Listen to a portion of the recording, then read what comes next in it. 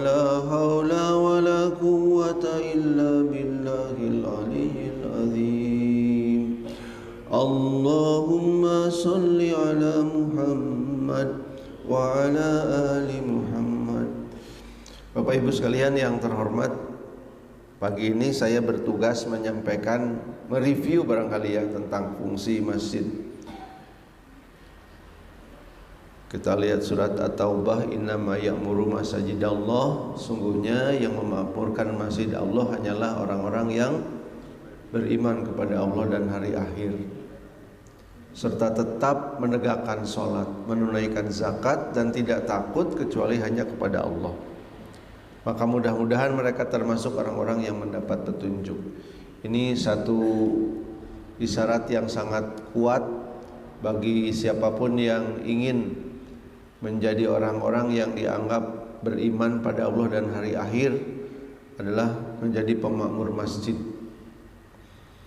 Di surat An-Nur disebutkan tentang cahaya itu di rumah-rumah yang di sana telah Allah perintahkan untuk memuliakan dan menyebut namanya. Di sana bertasbih, menyucikan namanya pada waktu pagi dan petang. Orang-orang yang tidak dilalaikan oleh perdagangan dan jual beli dari mengingat Allah, menegakkan sholat dan menunaikan zakat. Mereka takut akan hari ketika hati dan penglihatan menjadi guncang. Mereka melakukan itu agar Allah memberi balasan kepada mereka dengan yang lebih baik daripada apa yang telah mereka kerjakan, dan agar Dia, Allah, menambah karunia-Nya kepada mereka, dan Allah memberi rezeki kepada siapa saja yang Dia kehendaki tanpa batas. Alhamdulillah kita ada di Indonesia yang jumlah masjidnya sangat banyak. Dan masjid yang banyak itu makin banyak juga yang sudah menjadi masjid yang betul-betul memberikan dampak positif kepada lingkungan.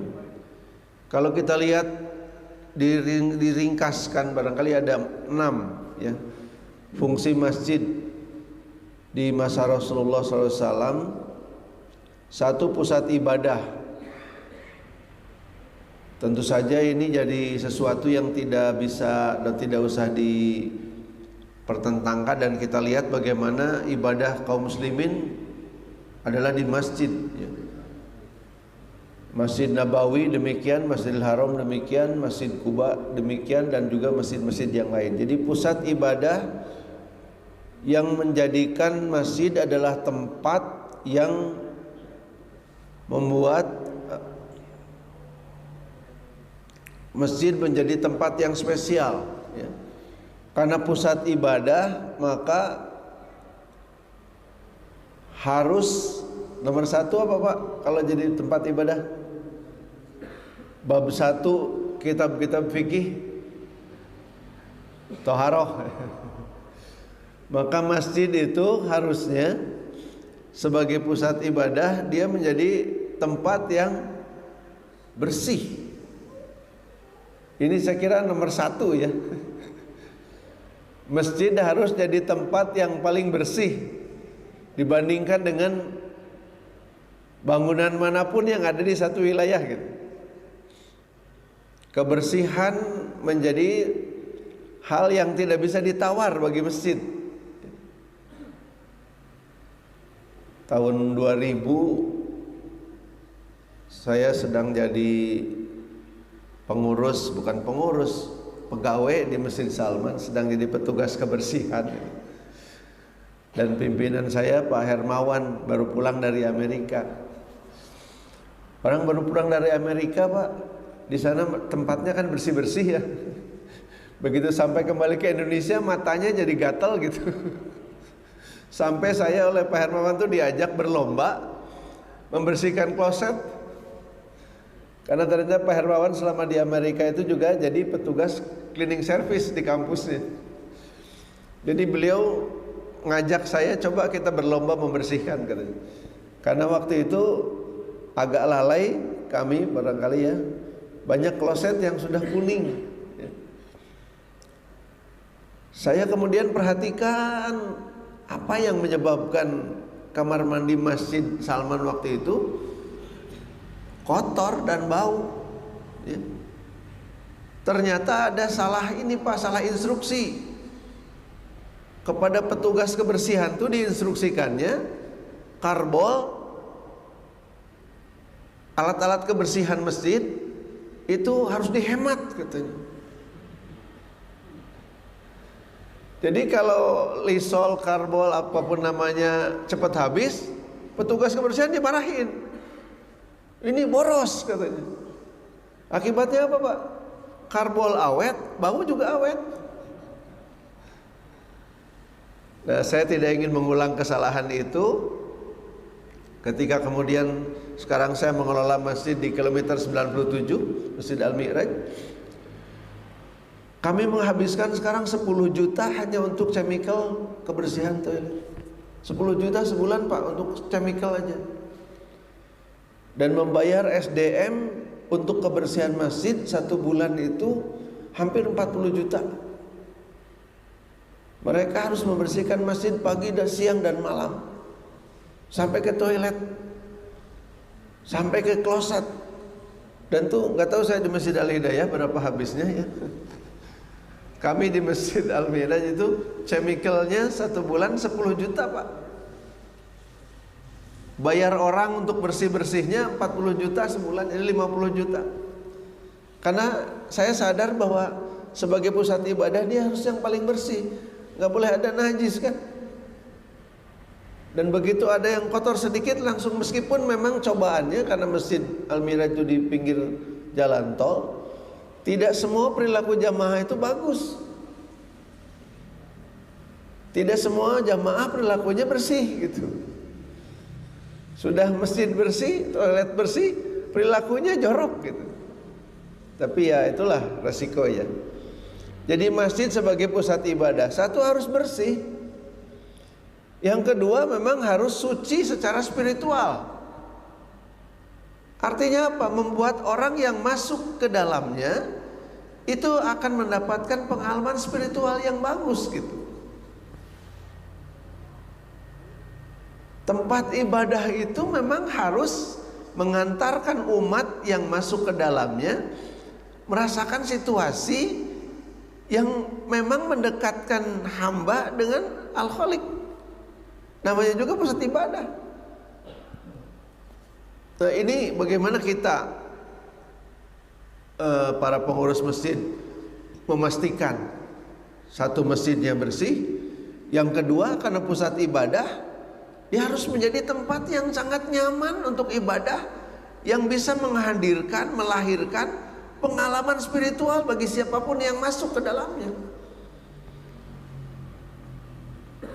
Makanya arsitektur masjid juga kan ada bahasannya tersendiri. Pak Nukman itu membagi masjid jadi bagian utama, ya. Kang Kris mungkin ingat saya. Bagian utama masjid itu daerah sakral, nggak boleh makan-makan di situ gitu. Tapi bagian kedua di selasar boleh, bukan hanya kegiatan ibadah mahdoh tapi juga kegiatan yang lain. Nah nanti di luar itu ada halaman, ya, space yang lebih bebas, bisa untuk perdagangan, bisa untuk kegiatan yang lain. Jadi sebagai pusat ibadah harus ada area yang memang membuat masjid itu sakral. Area yang membuat orang yang masuk ke dalamnya itu merasakan sesuatu pengalaman yang berbeda dengan kalau masuk ke rumah atau bangunan yang bukan masjid. Ini harus kita para pengurus masjid harus betul-betul memperhatikan, sehingga orang yang masuk ke masjid itu punya spiritual experience dengan apa yang didapat di dalam gitu.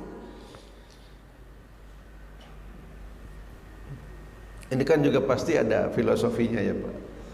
Meskipun memang tidak selalu ya, tidak selalu masjid itu dirancang sedemikian rupa gitu ya. Karena kadang-kadang juga ada masjid ya gimana ya, pokoknya mau dibikin aja lah gitu untuk tempat sholat gitu ya. Tidak ada rancangan yang terlalu spesial gitu. Tapi harus kita ingatkan kembali bahwa masjid pertama-tama adalah pusat ibadah. Dia harus bersih, menunjang syarat-syarat ibadah, dan juga harus bisa memberikan pengalaman spiritual kepada siapapun yang berada di dalamnya. Yang kedua, masjid adalah pusat pendidikan dan pengajaran. Makanya lahirlah madrasah-madrasah dari masjid. Lahirlah pusat-pusat kajian dari masjid. lahirlah karya-karya yang berkaitan dengan pendidikan dari masjid. Dan pendidikan dan pengajarannya tidak selalu formal ya, tapi juga informal atau bahkan non formal. Pusat pendidikan dan pengajaran di mana terjadi transfer pengetahuan dan juga transfer nilai, value. Nilai atau value dalam hidup yang mungkin bahkan tidak didapat di sekolah formal, tapi di masjid didapatnya. Bagaimana memberikan atau mendidik agar yang muda lebih hormat pada yang tua. Ada adab kan? Kalaupun kita bagus bacaan Qur'annya, kalau masuk ke satu masjid bukan tempat kita mengimami, itu ada imamnya. Berikan kesempatan memang yang lebih berhak. Kecuali kita dipersilahkan. Tapi saya pernah kejadian salah Pak. Di satu masjid di daerah dekat Geger Kalong. Waktu itu asar. Jadi saya berdiri di sini. Itu tempat imam gitu. Saya pikir kan ini tempat makmum gitu ya. Tapi begitu qomat, orang kok pada di sana semua gitu. Saya tidak tahu kalau di situ di masjid itu kalau hari-hari biasa imam itu di sini gitu, tidak di sana gitu.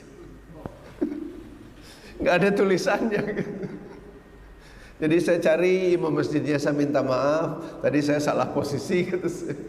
Karena saya pikir itu adalah tempat makmum, karena tempat imam ada di sana, ada sajadahnya gitu. Ada adab. Pendidikan yang paling utama kan tentang adab, tentang akhlak. Di masjid kita diajarkan bagaimana berakhlakul karimah. Ya, banyak masjid yang menjadi pusat belajar bukan saja pendidikan agama tapi juga pendidikan-pendidikan umum. Banyak masjid yang melahirkan sekolah. Masjid melahirkan sekolah. Di masjidnya mungkin tidak, tapi kemudian yayasan masjid memiliki sekolah. Saya kira banyak sekali contohnya yang sudah dilakukan. Masjid di zaman Nabi dan sekarang juga harus kita teruskan adalah menjadi pusat penyelesaian problematik umat dalam aspek hukum. Ya, kalau dulu zaman Nabi kan mengadu kepada Rasulullah, kemudian dibahas hukumnya, dibawa keluar. Sekarang barangkali juga bisa tetap diteruskan ya. Syaratnya adalah di masjid harus ada ahlinya, harus ada tim. Di beberapa masjid di Timur Tengah itu memang imam-imam masjid, tim ahli masjid itu bisa 24 jam melayani pertanyaan umat. Memang mereka digaji, ditugaskan memang untuk menjadi pelayan umat gitu. Dan itu luar biasa timnya, tim-tim ahli ya. Pusat penyelesaian problematika umat. Kita tahu persoalan umat sangat banyak. Nanti kita lihat beberapa contoh. Dalam aspek hukum, waktu zaman Nabi mah peradilan, orang bisa mengadu dan kemudian bisa memutuskan di sana.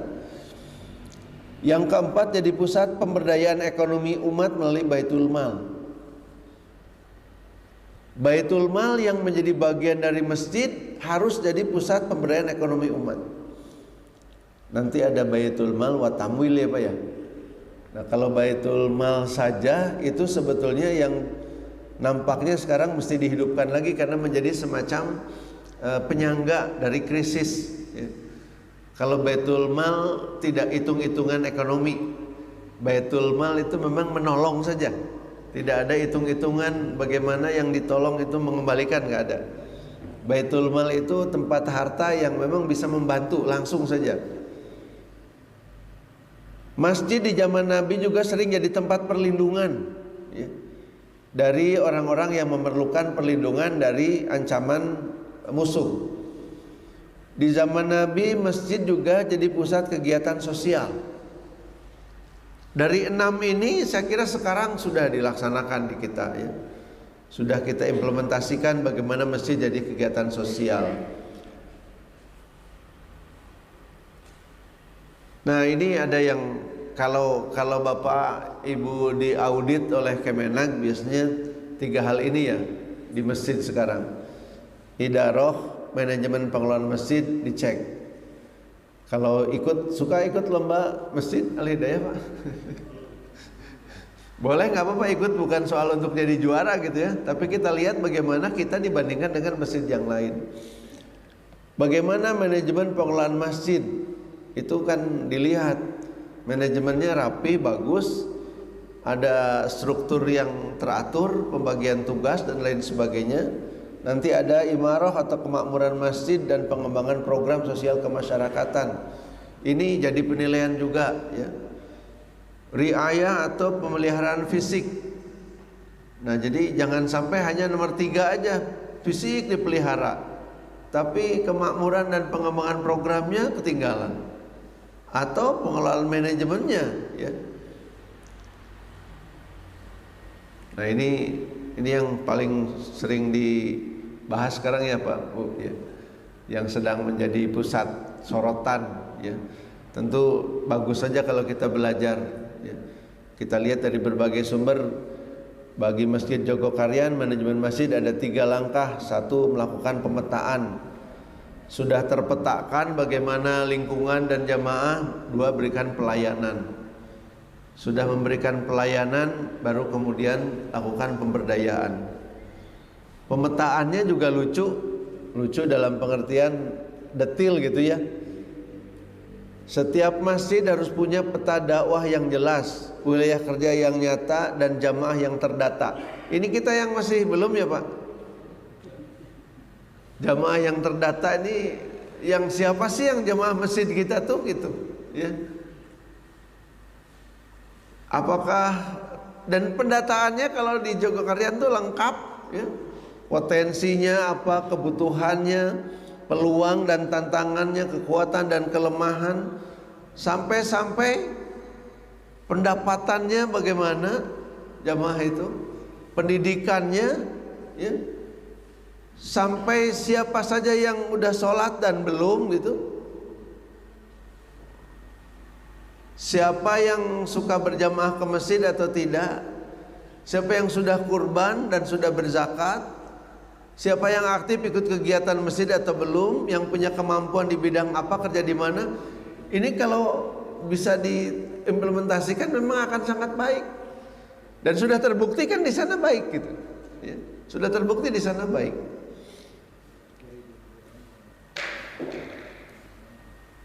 Peta dakwah Jogokarian memperlihatkan gambar kampung. Jadi di petanya tuh ada rumahnya warna-warni, ini hijau gitu ya. Mungkin yang hijau udah soleh banget gitu, udah suka ke masjid, udah zakat. Ada yang hijau muda, ada yang kuning dan seterusnya. Ada yang merah, tara sholat, tara ke masjid gitu ya. Tapi ini bukan diumumkan di luar, di dalam. Di tiap rumah ada atribut ikonik. Yang sudah haji rumahnya ditandain Ka'bah ya. Yang sudah kurban ditandain unta ya. Yang sudah senang berzakat digambarin koin, ada gambar peci dan lain-lain. Nah, konfigurasi rumah sekampung itu dipakai untuk mengarahkan para dai kemana arahnya. Jadi ada gerakan ya. Segala kebutuhan masjid yang bisa disediakan jamaah diorder dari jamaah. Masjid Jogokarian juga berkomitmen tidak membuat unit usaha agar tidak menyakiti jamaah yang punya bisnis yang serupa. Jadi kalau jamaahnya ada yang sudah punya catering, masjid jangan bikin catering. Kalau jamaahnya ada yang punya alat penyewaan sound system, masjid jangan bikin alat penyewaan sound system. Seperti itu misalnya. Uhwah umat Islam di Jogokarian dibangun dengan kuat. Tiap pekan masjid menerima ratusan tamu. Konsumsi untuk para tamu diorderkan secara bergiliran dari jamaah yang punya rumah makan. Nah, jadi ada keterlibatan. Bagaimana jamaah dilibatkan? Kita sering mendengar ini ya Pak, dana infaknya dihabiskan katanya. Siap Al-Hidayah menghabiskan dana yang ada? Jangan? Siap. Masalahnya sebetulnya bukan dana itu dihabiskan, tapi bagaimana dikelola. Ketika memulai Masjid Jogokarian itu cuma punya 19 muzaki dan dana yang terhimpun hanya 5 juta per tahun. Akhirnya yang dipikirkan apa? Bukan mencari-cari muzaki tapi mengubah mustahik jadi muzaki. Jadi yang mau usaha dimodalin gitu, belum pengalaman bikin sesuatu yang masjid perlu, nanti masjid beli gitu. Tidak punya alat usaha dipinjemin gitu. Dan akhirnya yang terjadi apa? Dalam beberapa tahun itu ada 659 muzaki yang sebelumnya mustahik. Ini menurut saya sangat penting, Pak, bagaimana masjid memberikan perubahan sosial. Kepedulian sosial menjadi perubahan sosial. Akhirnya pada periode tertentu di Jogokarian itu zakat malnya 3,2 miliar. Infak sebelum Ramadan saja sudah bisa 7 miliar. Dan kemudian mereka membeli hotel untuk amal usaha masjid, badan usaha milik masjid. Masjid tidak hidup dari infak tapi dari BUMN. Kenapa infaknya dihabiskan? Karena punya ini, badan usaha milik masjid. Jadi jangan juga coba-coba infaknya dihabisin terus tapi nggak punya sumber yang lain. Jadi bukan soal menghabiskan, tapi dihabiskan itu sesudah punya ini nih. Jadi infak itu mah dikembalikan aja untuk pelayanan umat. Tapi kehidupan masjid yang lain dari badan usaha milik masjid. Jadi bukan soal Jogokarian mah kasnya dikosongkan, hayu orangnya orang kosongkan gitu. Masjid Al-Mi'raj itu kebutuhan operasional per bulan kira-kira 70 juta. Itu masjid diem ya Pak ya. Masjid diem artinya kami nggak punya jamaah tetap, orang lewat aja gitu. Orang lewat tapi ya alhamdulillah sumbangannya lumayan ya. Kemarin kena juga kasus itu apa? QRIS. Ada yang nempel QRIS yang ramai itu di Masjid Al-Mi'raj juga ada itu. Ternyata baru 2 hari lah ya. Kalau kita lihat CCTV, oh ya dia tempel jam sekian. Masjid jadi pusat kesejahteraan rakyat. Ini ada ATM beras, ya sudah biasa lah ya. Dan di Masjid Jogokarian itu ada 1000 kepala keluarga. Orang-orang miskin sekolahnya dibiayai. Nah ini masjidnya Pak Kris nih. Bagaimana kepedulian sosial berdampak pada perubahan sosial. Masjid harus merubah gitu ya. Ini ketika Rumah Amal Salman diaudit oleh Kemenag. Auditnya tentang apakah program zakat itu sudah berdampak. Ukurannya apa? Ukurannya gampang. Mustahik sudah jadi muzaki belum gitu. Nah kalau untuk rumah amal sebetulnya alhamdulillah sudah. Kenapa? Karena konsentrasi utamanya ke beasiswa. Beasiswa dan pendidikan itu kan mengubah orang ya Pak. Pendidikan itu mengubah orang. Yang dulunya bukan siapa-siapa, dalam waktu 5-6 tahun bisa berubah. Contohnya Kang Alif. Alif ini anak buruh kasar. Ayahnya penghasilannya 40.000 per hari kalau ada yang nyuruh. Dan kemudian dia ikut program learning camp di Salman, dibiayai oleh Rumah Amal Salman dari dana zakat. Anak-anak diberikan bimbel gratis ya. Dan kemudian masuk ITB S1 S2 matematik dengan beasiswa. Lulus dan ditanya kerja di mana? Saya tidak bekerja, kata Alif. Saya mendirikan startup di bidang pendidikan. Berapa karyawannya? Sebelum Covid karyawannya 100. Sesudah Covid karyawannya tinggal 30. Berapa omsetnya? 8 miliar per tahun. Harusnya masjid sekarang memberikan perhatian yang lebih besar pada pendidikan. Karena kalau lihat dari kasus Alif ini kan berapa tahun? S2 di ITB berapa tahun Kang Kris? 2 tahun ya. S1-nya 4 tahun. 6 tahun nasib orang berubah. Bagaimana masjid menjadi pusat perubahan? Bagaimana masjid menjadi pusat di mana orang nasibnya berubah? Bagaimana nasib bisa memberikan kontribusi? kepada masyarakat. Meskipun memang ini tidak begitu saja mudah dilaksanakan gitu Pak. Saya di Masjid Al-Mi'raj pernah juga mencoba mau beri beasiswa kepada masyarakat kampung di situ. Kami survei, pra-survei berapa kira-kira yang kurang mampu begitu. Kemudian kita kirimlah surat ke RT, RW dan kepala dusun bahwa akan ada dana beasiswa bagi anak tidak mampu. Apa yang terjadi Pak? Datanglah serombongan orang dengan bawa proposal dan dipimpin oleh seorang yang tinggi besar, dan proposal itu ditumpuk di meja dan dia berkata kudu dibere kabeh. Lamun henteu hiji henteu kabeh. Diancam-ancaman gitu. Saya bilang ini maksudnya apa? Jadi semua data anak yang ada di sini harus dikasih.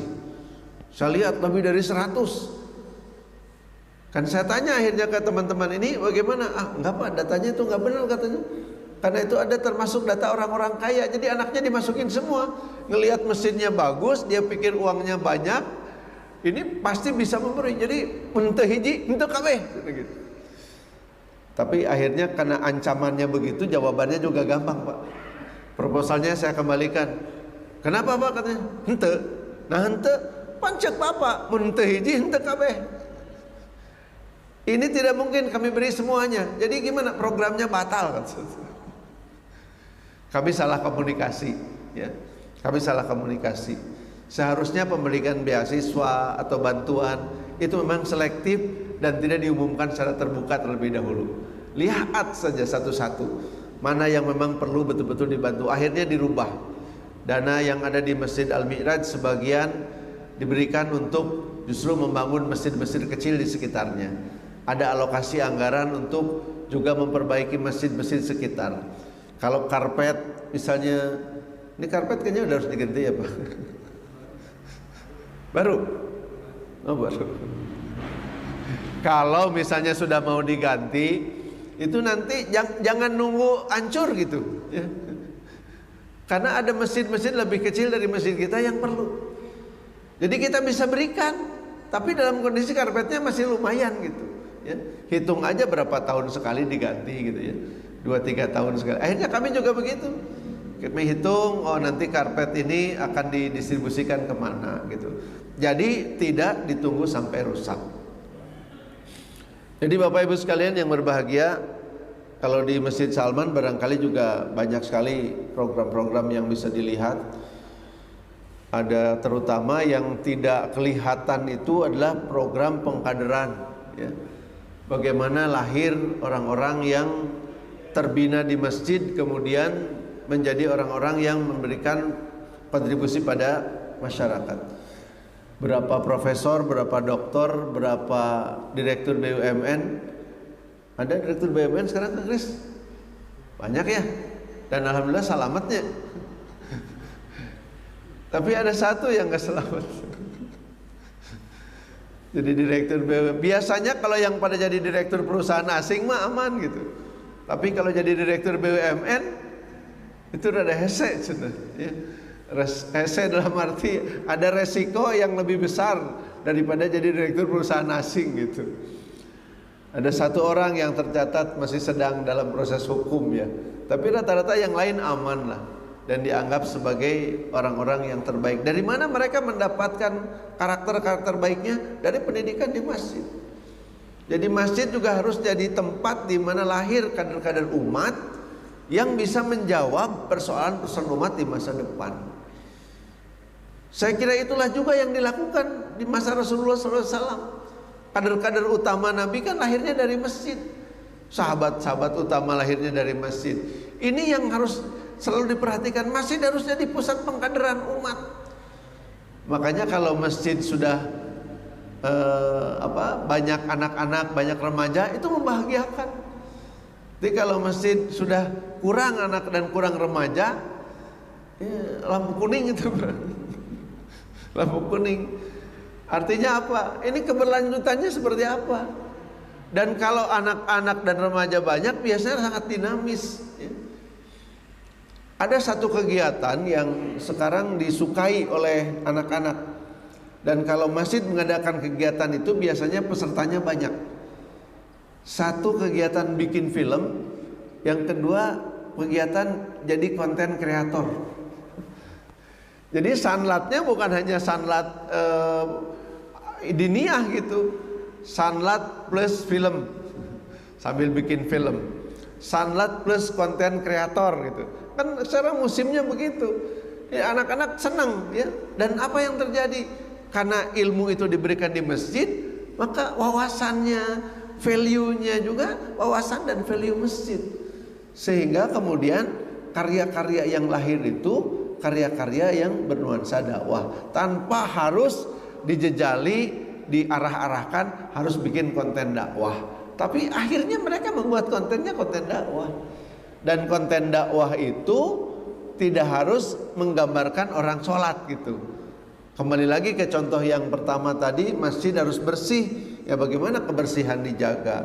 Bagaimana kebersihan itu menjadi bagian penting dalam kehidupan sehari-hari? Bagaimana adab, bagaimana tertib gitu. Demikian sepintas, dan saya berharap ada tanya jawab gitu sehingga hadiahnya bisa keluar ya Pak ya. Kan ada hadiah untuk yang bertanya. Mangga dikembalikan dulu kepada Pak MC. Alhamdulillahirrahmanirrahim. Jamaah yang mulia, alhamdulillah kita telah mendengarkan bersama dengan bagaimana membahas mengenai tentang fungsi masjid. Memang ini yang kita harapkan agar kita ada pencerahan dan mungkin ada sebagai ilmu buat kita, khususnya di DKM Al-Hidayah.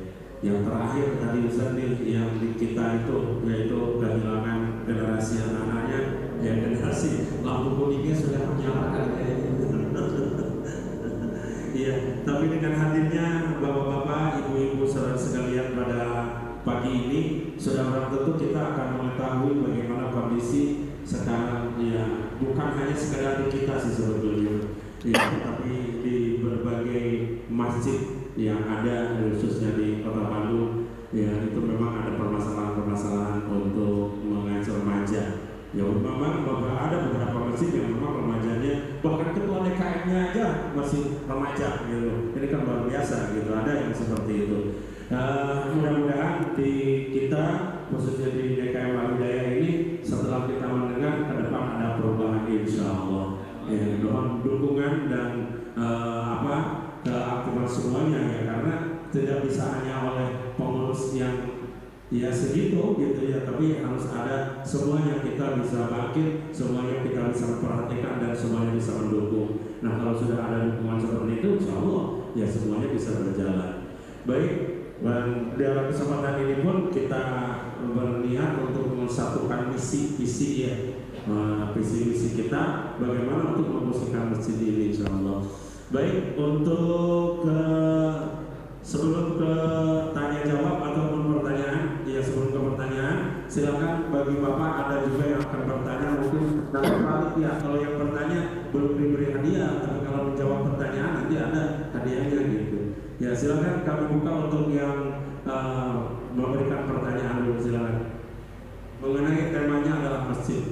Maka Bapak Haji Cacet, Bapak Pembina DKM Masjid Al-Hidayah, Pak Ustaz.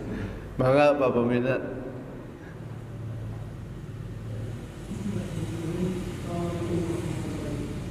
Waalaikumsalam warahmatullahi wabarakatuh.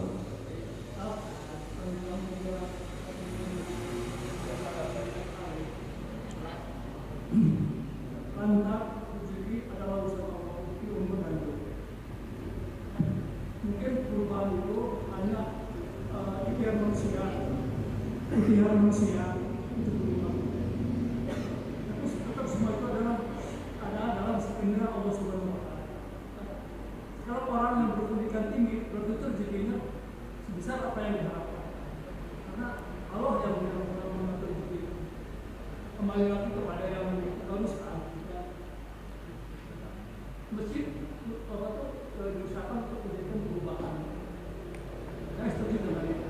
Tapi kalau rezeki tetap saya kembali kepada Allah Subhanahu Wa Taala. Semacam ini yang air. Ini mungkin rezekinya sudah Allah yang mengaturnya sehingga dia mendapatkan saya sampai 8 miliar per tahun. Tapi kalau orang lain begitu seperti ini menurut saya. Punten, apakah kalau saya ini bisa benar? Terima kasih. Iya. Assalamualaikum warahmatullahi wabarakatuh. Waalaikumsalam. Mungkin silakan satu orang lagi, Pak Yusuf, mana? Assalamualaikum warahmatullahi wabarakatuh. Waalaikumsalam. Barangkali Pak Ustaz ini sudah tahu ya perkembangan masjid di Indonesia ini sampai sejauh mana sesuai dengan fungsi masjid seperti tadi itu. Setiap masjid pasti ada yang insya Allah. Tapi kan kita tahu sama-sama tahu bagaimana manajemen DKI ini barangkali harus ada arahan yang rutin dari pembina DKM atau MUI barangkali ya, atau apa istilahnya untuk supaya manajemen DKM ini juga termasuk manajemen model, karena tadi itu seharusnya manajemen model supaya berkembang sesuai dengan fungsi selaku pengurus untuk menghasilkan masyarakat atau jemaah yang betul-betul diharapkan oleh Islam pada termasuk seperti dulu, maju ekonominya, maju pengetahuannya, maju pendidikannya, dan sebagainya. Dan itu berpusat dari masjid. Nah, harus seperti apa dong pengurus masjid ini ketika depan? Kalau belum ada, harus ada pembinaan yang rutin dari pusat atau pembinaan masjid Anda. Demikian. Iya, Pak. Sudah cukup dalam orang dulu, jangan besar. Masjid harus jadi pusat perubahan. Rezeki Allah yang mengatur. Tidak bertentangan menurut saya, Pak.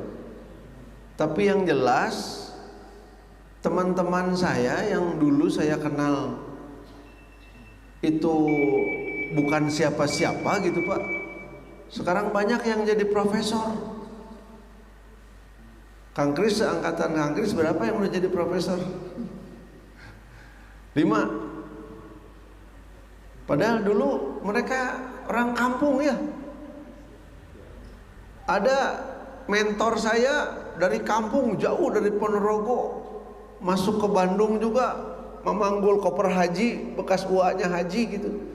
Turun di Jalan Dago, neangan ITB teh kalah nyasar ke Masjid Salman, ada denger azan, beres sholat nanya, ITB paling mana? Eta ITB. Sekarang jadi dosen fisika teknik, doktornya fisika semikonduktor, Insinyur Ahmad Nuruddin, MSc, PhD. Jadi bukan soal berapa dapat omsetnya, bukan, Pak. Tapi kalau orang-orang kemudian terdidik dengan baik, insya Allah nasibnya berubah. Bukan soal dia mau jadi kaya atau tidak, bukan. Kalau soal kaya, soal apa itu makan nomor sekian gitu. Tapi kalau masjid tidak membuat umat, tidak membuka peluang orang untuk merubah diri melalui pendidikan, menurut saya kurang baik. Justru masjid harus berusaha menyalurkan dananya untuk dunia pendidikan. Di Jogokarian kan juga seperti itu. Orang miskin, udah siapa yang miskin bayarin, nggak usah banyak bicara. Nggak punya biaya bayarin, nggak punya buku kasih. Kenapa? Karena visinya ke pendidikan. Kalau umat Islam itu bodoh, tersarakola, nasibnya akan jelek. Bahwa ada yang udah jadi orang kemudian korupsi, ya itu mah beda deh. Ya, kita orang Bandung sekarang juga sedang sedih nggak punya wali kota ini. Ya. Jadi bahwa merubah nasib, merubah masyarakat harus dilakukan. Bukan soal dia akan jadi orang kaya atau tidak. Tidak semua sarjana kaya raya, tidak. Tapi kalau orang sudah dibuka wawasannya bahwa harus terdidik, itu akan mencar gitu, Pak. Dan kalau sudah terdidik, dia akan melihat peluang. Oh bisa ini, oh bisa ini, oh bisa ini. Maka Allah yang mentakdirkan segala sesuatu, betul. Tapi bukankah Allah juga berfirman, innallaha la yughayyiru ma biqaumin hatta yughayyiru ma bi anfusihim. Kalau tidak mengubah kondisi sosialnya, maka perubahan tidak akan terjadi. Bagaimana mengubah kondisi sosial? Sentuh pendidikannya, sentuh kehidupannya, perbaiki, insya Allah akan ada perubahan-perubahan. Demikian Pak Ketua. Jadi tidak ada perbedaan, tapi bukan soal berapa omset, bukan soal itu. Tapi dengan sekolah orang punya wawasan, punya value, punya nilai yang berbeda, bahwa hidup adalah harus seperti apa, ya. Kemudian soal manajemen masjid, sebetulnya ada dewan masjid, Pak, ya. Dewan masjid itu salah satunya memang membina kepada manajemen masjid, ya. Dan manajemen masjidnya harus seperti apa? Memang selama ini hubungannya kan bukan atasan bawahan gitu. Jadi DMI hanya bisa memberikan saran-saran saja. Saya pernah di pengurusan DMI Jawa Barat, yaitu hanya bisa memberikan saran seperti apa. Tapi harapan tadi nanti kita bisa sampaikan ke Dewan Masjid, ke MUI, agar apa yang dilakukan seperti di Jogokarian bisa ditularkan. Apa yang dilakukan di Masjid Salman ini, kalau saya sebut Salman ya karena saya di Masjid Al-Mi'raj, manajemennya sudah profesional, Pak. Dari imam masjid sampai bawah itu semuanya digaji full, ya. Gaji penuh mereka supaya bisa bekerja dengan tenang. Gaji penuh itu apa? Minimal standar UMK. Dan repotnya UMK Purwakarta itu tinggi ya. Masjid itu adanya di Purwakarta. UMK Purwakarta nilainya cukup tinggi. Tapi nggak apa-apa, dipenuhi. Selama COVID nggak ada PHK, nggak ada pengurangan gaji. Tetap tugas mereka cuma satu, melayani jamaah supaya masjidnya bersih, itu aja. Imamnya hafiz, asistennya hafalan 15 juz supaya jamaah mendapatkan pengalaman yang baik. Jadi apa yang Bapak sampaikan betul, seharusnya memang ada pembinaan. Tapi selama ini pembinaan yang dilakukan memang tidak atasan bawahan, tapi hanya sifatnya saran-saran. Sangat baik pemikirannya, mudah-mudahan nanti kami juga bisa menyampaikan sehingga tentang bagaimana DKM, bagaimana bisa dikelola semakin hari bisa semakin baik dengan target-target dan ukuran-ukuran, target-target yang terukur. Hatur nuhun, Pak.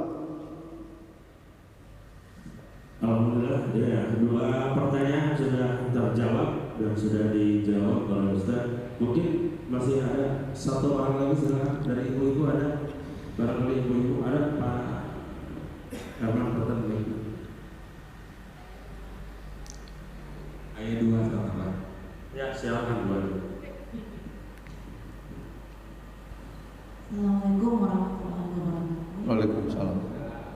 Ketemu lagi Pak Budi dengan Buniani.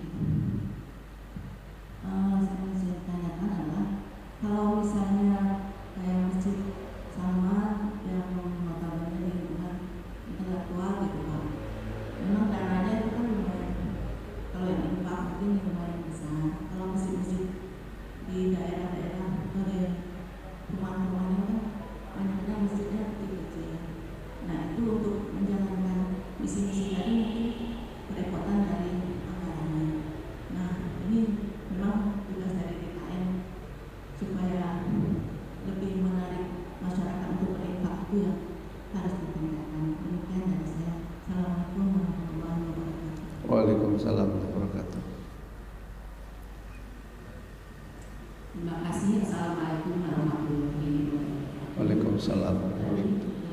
Sudah menyampaikan bahwa masjid ini pusat ibadah, pusat untuk pendidikan, kemudian juga masjid ini harus bersih. Nah ini yang kami tanyakan di sini Pak Ustaz, masjid yang mana sekarang tidak boleh dikunci masjid ini, jadi harus terbuka 24 jam. Tapi dalam hal ini keamanan, contohnya ada di masjid kami, HP kehilangan, kemudian langsung cancel di bawah, kemudian langsung mau kena ditukar dengan yang kena bagus-bagus. Itu Pak Ustaz, terima kasih. Barangkali ada langkah-langkahnya bagaimana, karena sekarang masjid harus buka 24 jam. Ini keamanannya. Terima kasih. Iya. Wassalamualaikum warahmatullahi wabarakatuh. Waalaikumsalam warahmatullahi wabarakatuh. Ya, langsung saja. Yang pertama, Bu, saya pernah survei sedikit berapa modal kios bakso, ya, itu nggak terlalu besar. Di Sinergi Foundation, di kantor Sinergi Foundation di daerah Sukaluyu, itu ada kios cuanki serayu. Ya maaf nih lagi saum bicara cuanki. Tapi cuanki serayu di tempat yang tidak terlalu besar itu 1 bulan 200 sampai 300 juta. Bakso yang ini buka-bukaan ya. Kalau ibu beli mie ayam seharga 14.000, itu harga pokok produksinya 6.000. Jadi kalau jualan mie ayam 14.000, pokoknya 6.000, untungnya berapa itu? 8.000, kotor ya. Tapi enggak, itu sudah termasuk SDM, sudah apa. Jadi sebetulnya masjid-masjid kecil, asalnya Ramadan ini saya mau buat contoh satu, tapi belum, mudah-mudahan Syawal. Mau saya buat contoh satu, masjid punya kios bakso. Kalau satu masjid bisa jualan bakso sehari 100 mangkok dan bersih satunya 14.000, 1,4 juta sehari. Jadi tidak usah mikir kayak Jogokaryan dan Masjid Salman, liur teka otak. Tapi lebih kepada orientasinya masyarakat yang paling dekat memerlukan apa. Jadi sekarang kita data masyarakat yang paling dekat dengan masjid kita, orang miskinnya misalnya, yang anak-anaknya susah untuk sekolah itu misalnya 20 orang. Berapa per bulan keperluannya? Yang paling dekat memerlukan apa? Bahkan kalau pendapatan bakso sehari. Jadi sekarang kita data masyarakat yang paling dekat dengan masjid kita, orang miskinnya misalnya, yang anak-anaknya susah untuk sekolah itu misalnya 20 orang. Berapa per bulan keperluannya? Yang paling dekat memerlukan apa? Bahkan kalau pendapatan bakso sehari. Jadi sekarang kita data masyarakat yang paling dekat dengan masjid kita, orang miskinnya misalnya, yang anak-anaknya susah untuk sekolah itu misalnya 20 orang.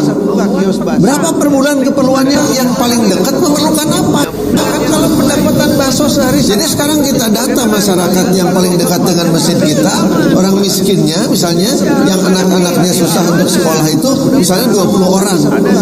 Berapa per bulan keperluannya? Yang paling dekat memerlukan apa? Bahkan kalau pendapatan bakso sehari. Jadi sekarang kita data masyarakat yang paling dekat dengan masjid kita, orang miskinnya misalnya, yang anak-anaknya susah untuk sekolah itu misalnya 20 orang. Berapa per bulan keperluannya? Yang paling dekat memerlukan apa? Bahkan kalau pendapatan bakso sehari. Jadi sekarang kita data masyarakat yang paling dekat dengan masjid kita, orang miskinnya misalnya, yang anak-anaknya susah untuk sekolah itu misalnya 20 orang. Jadi ada ketika sholat sekarang ada petugas kan. Kalau dulu kan sering pencurian terjadi, semua sholat. Ada orang yang suka sholat rakaat pertama, rakaat kedua batal. Begitu dia turun, semua disabat itu, terus kabur. Nggak ada yang nangkep karena semuanya sholat. Jadi bu, memang kalau mau 24 jam berarti ada petugas keamanan 24 jam bergantian. Ada CCTV yang mengawasi. Waktu biaya deui, ya kita cari. Ya, tadi ada kios bakso, mungkin masjid jualan endog gitu bu. Untung dari endog bisa 1.000 sekilo. Ya, kebutuhan masyarakat berapa puluh kilo per bulan. Nanti jualan apa? Jadi memang harus dilakukan upaya. Kalau masjid harus buka 24 jam, keamanannya bagaimana? Harus ada petugas keamanan. Harus ada CCTV yang ngawasin, sehingga kalau terjadi tindakan pidana bisa dicegah, atau kalau terlanjur terjadi bisa dikejar pelakunya. Begitu bu ya. Memang nambah biaya, betul nambah biaya. Tapi biayanya dari mana? Ya kita cari.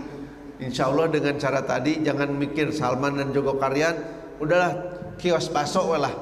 Sehari 100 mangkok ya, bakso atau mie ayam atau siomay, naon lah. Kayak sesudah Syawal lah dibahas lebih lanjut. Terima kasih ya Ustaz. Mungkin untuk yang bertanya di panel ya cukup dulu. Nanti karena ada pertanyaan ya, untuk pertanyaan karena ini ada hadiah ya, boleh katakan hadiah lah. Ini ada 2 hadiah dulu dengan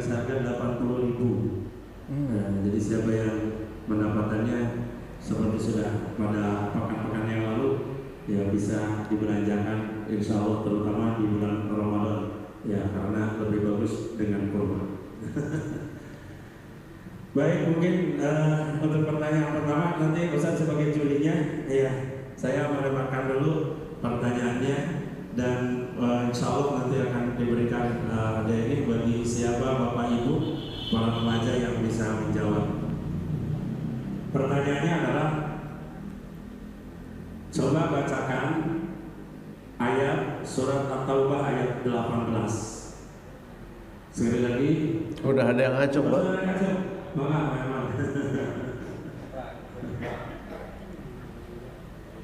Bismillahirrahmanirrahim.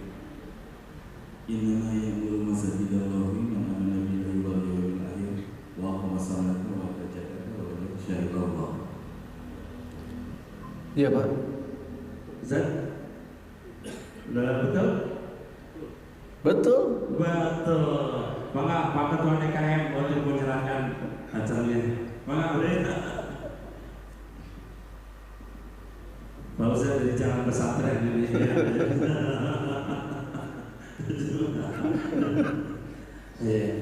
Alhamdulillah. Itulah yang suka, Pak, kalau nanti Bapak masuk masjid, di masjid apapun itu suka tertulis ya, ini nama ya'muru masajidallah. Ya itulah berada dalam surat At-Taubah ya 18. Nanti Bapak kalau ada baca umrah harus tahu, makanya harus kalau lewat ke masjid dibaca dulu ayatnya. Dibaca dulu ayatnya. Jadi bukan cuma hiasan gitu, cuma hiasan gitu. Ya. Baik, yang kedua, ya. Coba sebutkan 3 fungsi masjid di zaman Rasulullah. Tuh ibu ngacung. Di zaman Rasulullah. Ibu ya, sudah ada yang ngacungkan tangan. Ya. Sebutkan dengan berbagai macam fungsinya di zaman Rasulullah sangat banyak. Tadi oleh Rasul sudah sampaikan, cukup 3 saja.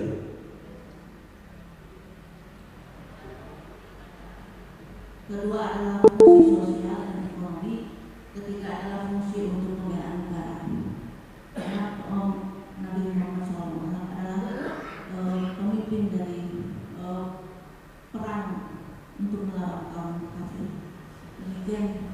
Assalamualaikum warahmatullahi wabarakatuh. Betul. Yang ketiga itu tidak saya tulis, tapi begitulah kenyataannya. Iya, 3 masjid di zaman Rasulullah, 3 fungsi ini hanya yang disampaikan saja. Kepada Ibu Majelis Taklim, Ibu Telki Jabur dipersilakan untuk menyerahkan hadiahnya.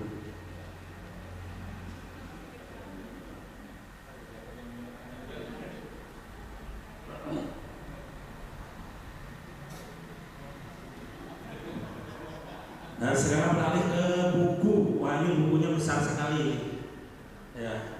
Andai ini Ramadan terakhirmu, judulnya. Ya, maka ini bisa dimiliki oleh Bapak Ibu. Ya, bahasa yang bisa menjawab pertanyaan dari apa yang tadi Ustaz sudah. Saya mengambilnya tadi yang tadi disampaikan saja, Pak, nggak jauh-jauh. Kenapa, Bu? Ustaz?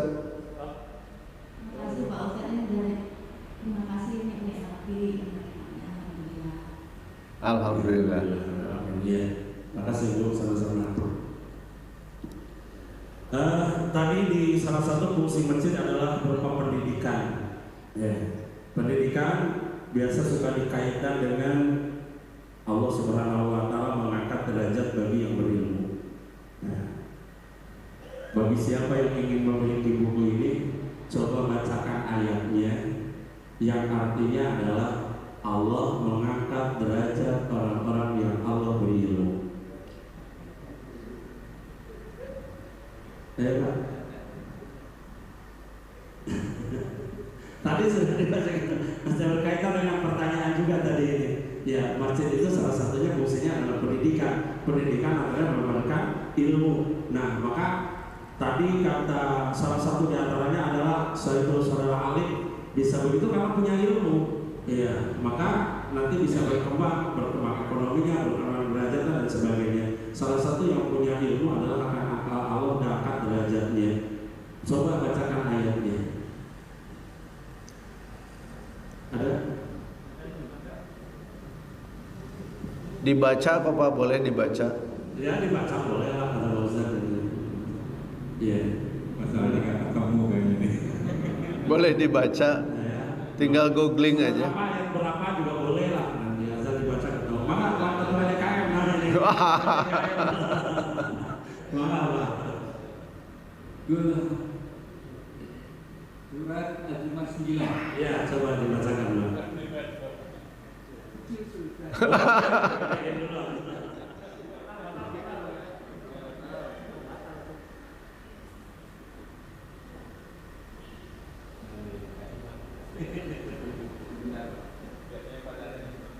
Harus beli tab itu.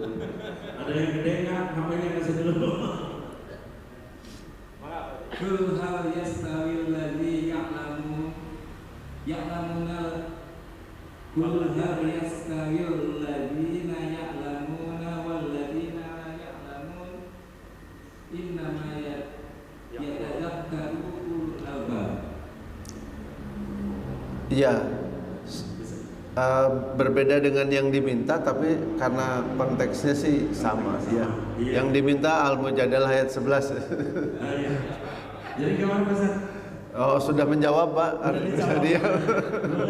Iya, karena itu tadi maknanya adalah seolah-olah Allah bertanya kepada kita, apakah sama orang yang tahu dengan orang yang tidak? Iya, betul. Iya, artinya orang yang punya ilmu dengan yang tidak ilmu itu tidak akan sama. Ya, kalau kita jawabnya, tapi Allah tidak memerlukan jawaban itu, tapi jawabannya oleh kita bagaimana realisasinya dalam keseharian. Ya, alhamdulillah. Ini ada siapa lagi namanya? Tidak. Wa idza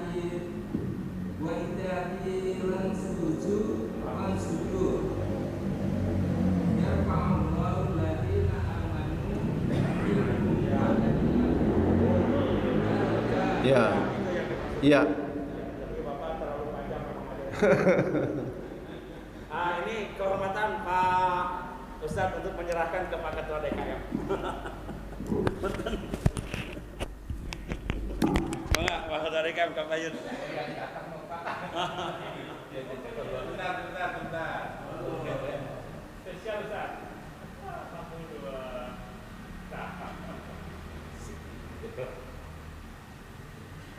Nah, ini mungkin ringan. Iya, kalau masih ada 2 lagi. Nah, kalau ini mas silakan Pak Ustadz saja langsung ya untuk memberikan pertanyaannya. Ada beberapa yang dilakukan dan menarik di Masjid Jogokaryan. Sebutkan satu aja Pak. Apa yang dilakukan pertama kali oleh DKM? Langkah pertama dari DKM. Ya Pak, enggak? Ya, ada silakan. Ada Pak Sanil. Ini Pak Was. Pak Senal.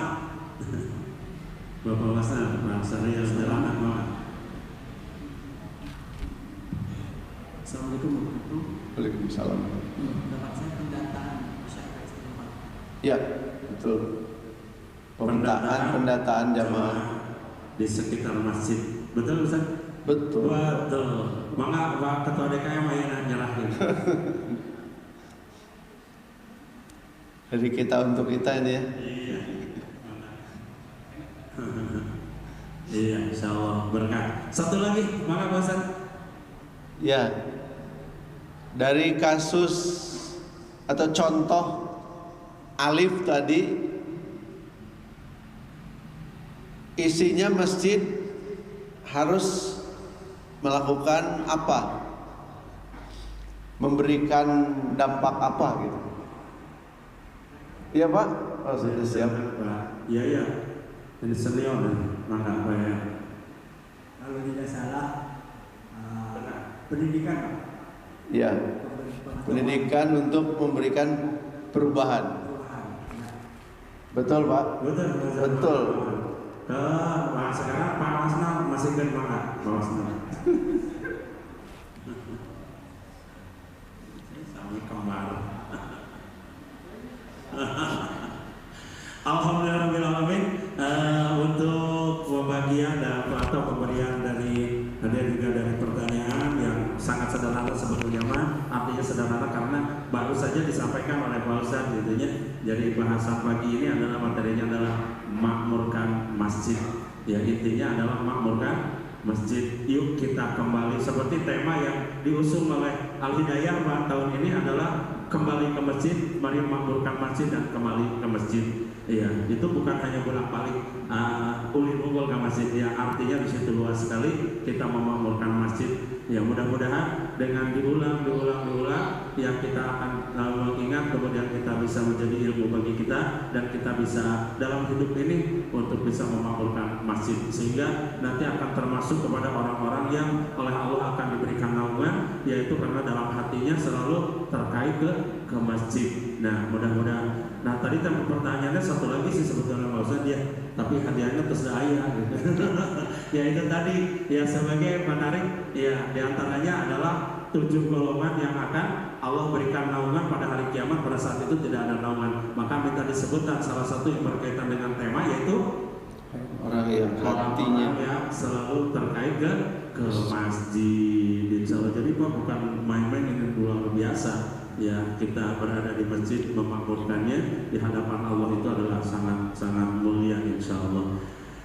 Demikian Bapak Ibu hadirin rahimakumullah. Mungkin kalau masih ada pesan ada yang didudukin, ada yang masih cekap.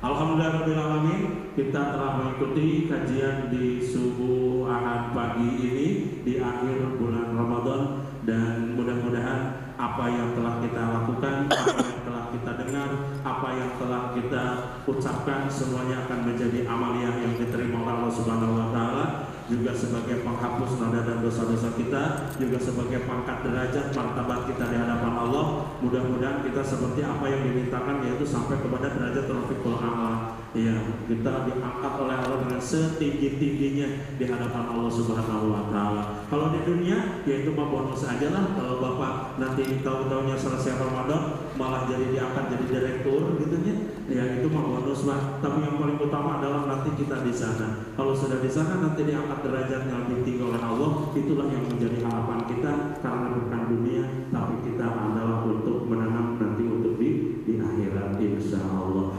Demikian Bapak Ibu dan kepada Ustaz atas nama pengurus DKM dan jamaah, kami aturkan jazakumullah khairan atas kehadirannya, dan kami ucapkan mudah-mudahan Ustaz selalu sehat dan bisa bertemu kembali dalam kegiatan lain di DKM Al-Hidayah, karena ini bahasan belum selesai. Ya, untuk masjid ini sangat panjang gitu Pak. Ya kira-kira ya mungkin antara 10 sampai 20 kali pertemuan gitunya. Nah, itu tentang masjid. Ya kita kemarin di awal juga memang sudah Ustaz Aib Ja'far Shadiq juga masjid gitunya, fungsi masjid, dan kita diulang-ulang untuk sampai ini kita paham betul mengenai tentang bagaimana fungsi masjid. Akhirnya kita tutup kegiatan di bulan suci Ramadan untuk hari Ahad, karena pertemuan ini merupakan terakhir kegiatan di Ahad bulan Ramadan ya. Nanti insya Allah di Ahad berikutnya setelah bulan Syawal kita akan ketemu kembali, dan mudah-mudahan kita dalam keadaan sehat walafiat insya Allah, amin ya rabbal alamin. Kita tutup bersama dengan bacakan hamdalah, istighfar dan kifaratul majlis. Alhamdulillahirabbil alamin, astagfirullahaladzim, astagfirullahaladzim, astagfirullahaladzim, subhanakallahumma bihamdika, asyhadu an la ilaha illa anta, astaghfiruka wa atubu ilaik. Wassalamualaikum warahmatullahi wabarakatuh.